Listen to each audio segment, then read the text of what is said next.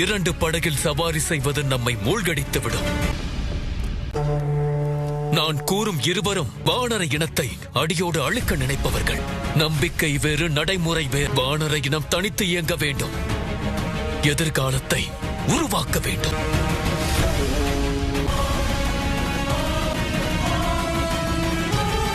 இளவரசர் வாலியின் கருத்தை ஒப்புக்கொள்கிறேன்.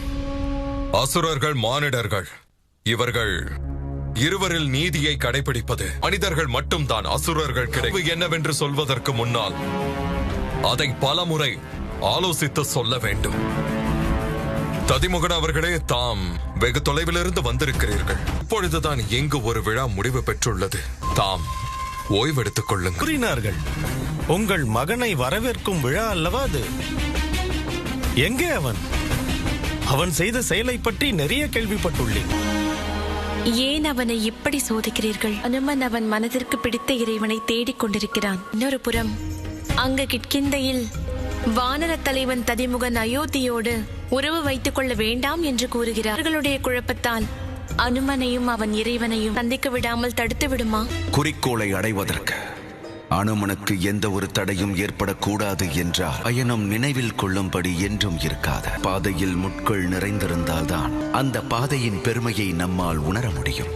இலக்கை முழுமையாக அடைந்தால் மட்டுமே நமது முயற்சியும் முழுமையாகும். யோசித்துப்பார். இந்த சூழல்தான் அனுமனை அவனுடைய முயற்சியை நோக்கி அழைத்து செல்லும். நேரம் உள்ளது அவன் அந்த பரிசை அடைவதற்கு. பரிசா? என்ன பரிசு?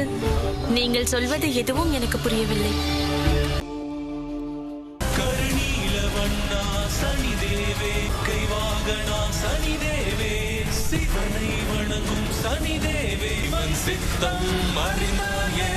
தருமநாயகன் சனிதேவே, கடமை தவறா சனிதேவாரி நீலன் மந்த.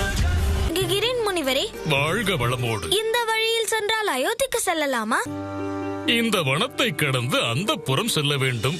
அங்கிருந்து சென்றால் நீங்கள் அயோத்தியை அடைந்து விடலாம். நன்றி முனிவரே. நலமோடு வாழுங்கள். சீக்கிரம் செல்லலாம்.